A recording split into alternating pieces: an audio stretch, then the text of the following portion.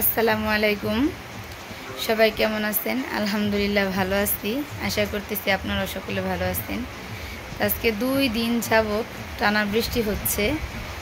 গতকালকে থেকে রাত্রে থেকে আর কি বৃষ্টি শুরু হয়েছে। কালকে সারাদিন একটু বৃষ্টি থামে নাই। আজকে আপনাদেরকে একটা গুড নিউজ দিব। আজকে হচ্ছে মামাতো ভাইয়ের গায়ে হলুদ। গতকালকে আমার মেজো মামা বড় মামা আসছিল গায়ে হলুদ মানে বিয়ের দাওয়াত দিতে।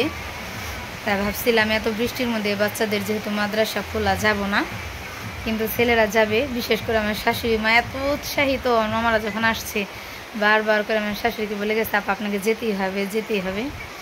তাই আমার শাশুড়ি খুব ইচ্ছা যাবে, তার জন্যই বিশেষ করে যেতেই চাইছিলাম না। ওই বাড়ি থেকে মামা মামি মা সবাই ফোন করতেছিল, আমার বড় ভাই আর শরীফুলের আব্বু সে তো আছেই।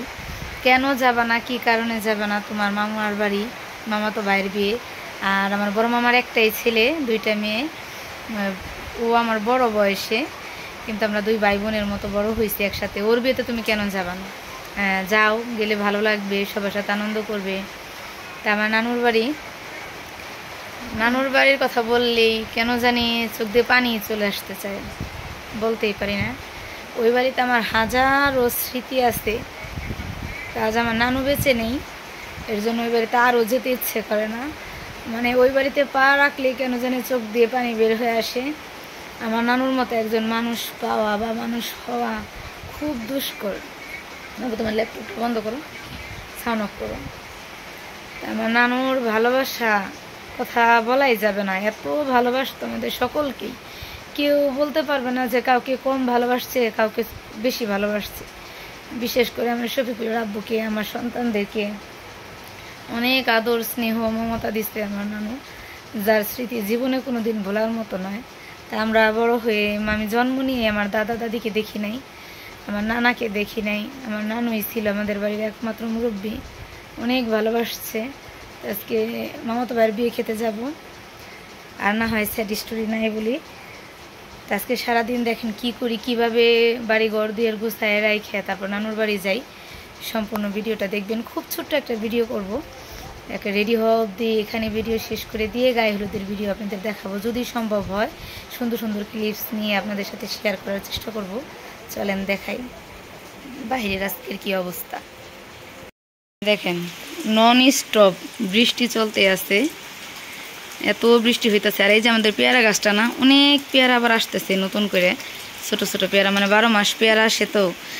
পেয়ারা একবার শেষ হয়ে গেছে সব, আবার ওই যে দেখেন বড় বড় পেয়ারা আছে, উপরে দেখা যাচ্ছে কিনা জানি না, আবার ছোট ছোট অনেক পেয়ারা আসতেছে।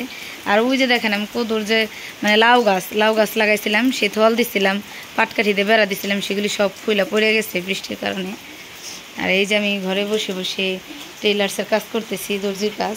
আমি যে জামাগুলি বানাইতেছি, আর একটা 3 পিস বানাইছি আজকে, এই 2টা 3 পিস বানাইছি। ভাবছি যেহেতু বিয়ে খেতে যাব। আর এইদিকে দেখেন এই যে আরফান সে ল্যাপটপ দেখতেছে। আর এই যে আমার শাশুড়ির জামা কাপড় সব আমি দড়িতে রাত্রে মেলে রাখছিলাম। তো কী করবো, এত বৃষ্টিতে তো বাইরে কাপড় চোপড় দেওয়ার কোনো উপায় নাই। এইদিকে এই যে আমি 3 পিসগুলি বানায় রেখে দিছি। এই যে একটা 3 পিস বানাইছি। এই ঘরেও দেখেন অন্ধকার হয়ে রয়েছে ঘরে। এই ঘরে যে আমি আমার জামা কাপড় দিয়ে রাখছি,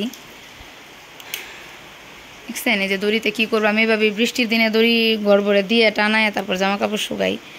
এই হচ্ছে অবস্থা, ঘর থেকে বেরোনোর উপায় নাই। সকালে চা নাস্তা বানায় খাইছি। আর আরফান ওই যে ঘরের মধ্যে কত খেলনা বোতল এগুলো এনে রাখছে। তো আমার শাশুড়ি গেছে বাড়িতে তার নতুন নতুন জামা কাপড় আনার জন্য, জুতা আনার জন্য, নতুন বোরখা আনার জন্য, যেহেতু বিয়ে খেতে যাব। তাই সবাই দোয়া করবেন যাতে তাড়াতাড়ি বৃষ্টি থেমে যায়, তাড়াতাড়ি যাতে যেতে পারি।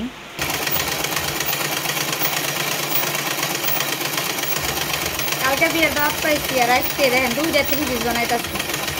এই 2টা 3 পিস বানাই নিয়ে যাবো ওই বাড়িতে। আরও বহুত 3 পিস আছে কাজ করা জামা কাপড়। তা ভাবলাম 2টা 3 পিস যখন 2 জায়গা থেকে উপহার পাইছি, পরে রয়েছে যে আমি ববিন বেড়ে ফেলাইছি, ববিনের সুতা শেষ হয়ে গেছিল। আমার শাশুড়ি বলে আমি নাকি গুণবতী বউ, দেখেন আমি সব কাজ পারি।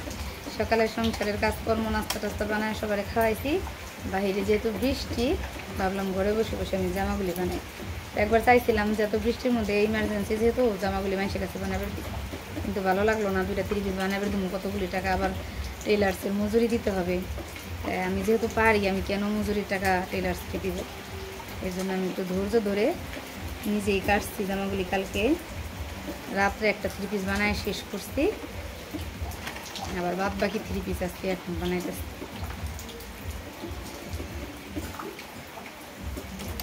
যে কাজ নিজে পারি সেই কাজের জন্য আমরা টাকা দিতে গেলেও মহব্বত পারি।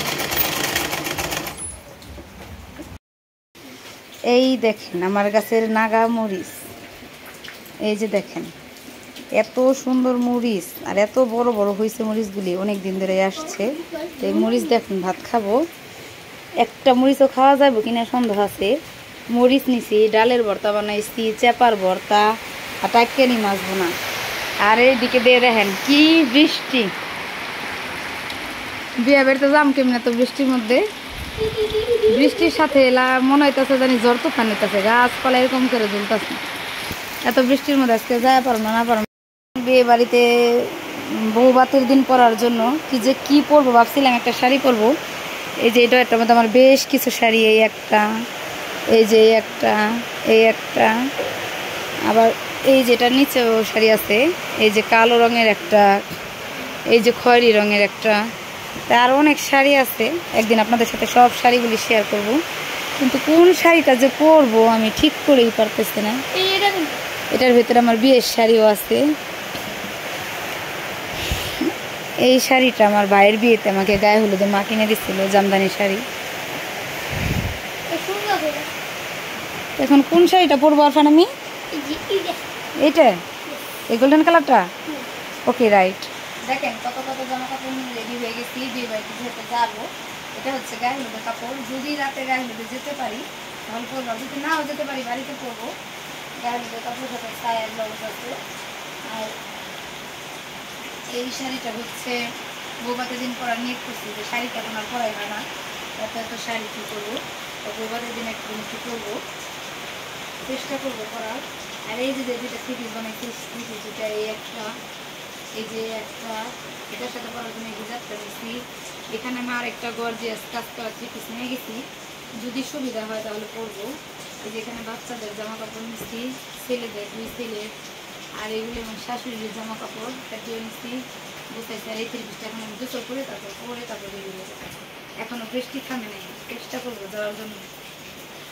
হ্যাঁ দেখেন সব কিছু নিয়ে গোছা একদম রেডি। এখন ব্যাগের ভেতর সব কিছু আস্তে আস্তে গোছাবো। আমার জামা কাপড়গুলি নিচে রাখি। হ্যাঁ, এই যে আমার শাশুড়ির জামা কাপড়, ভাবছি বড় একটা ব্যাগের মধ্যে সবার কাপড় চোপড় একসাথে নিবো, তা গোছানো শেষ করি তারপর আপনাদের দেখাবো। হ্যাঁ দেখেন কিভাবে বিয়ে বাড়িতে যাবো, দেখতে পাচ্ছেন কি পরিমাণে বৃষ্টি হইতেছে। 1 মিনিটের জন্য বৃষ্টি থামার কোনো নাম নেই। আমি যে গেট আপে বিয়ে বাড়িতে যাইতে চাইছি সেই গেট আপ তো হয়ই নাই, সেই জামা কাপড় পরিই নাই, গোসল করে আবার অন্য একটা জামা পরছি। আর দেখেন 1 মিনিটের লিগে চালের পানি ধরতেছে না, কীভাবে যাবো বিয়ে বাড়িতে বলেন? এই পরিবেশে কি বিয়ে বাড়িতে যাওয়া যায় বলেন? এত বৃষ্টিতে কি বিয়ে বাড়িতে যাওয়া যায়?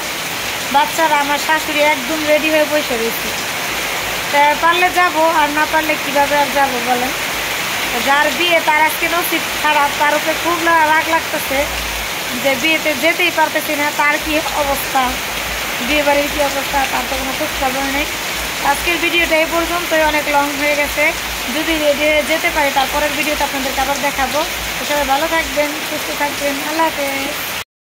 এই তো দেখেন গাড়ি নিয়ে চলে আসছি, গাড়ি রিজার্ভ করে বাপের বাড়ি এখন চলে যাচ্ছি, মামার বাড়ি চলে যাচ্ছি।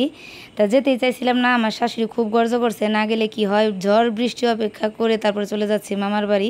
যেহেতু আমার শাশুড়ি যেতে চাইছে তাই যেতে তো হবেই। শাশুড়ি অনেক বেশি আশা করছে যে গায়ে হলুদের দিন যাবে, তাই যাচ্ছি। সবাই ভালো থাকবেন।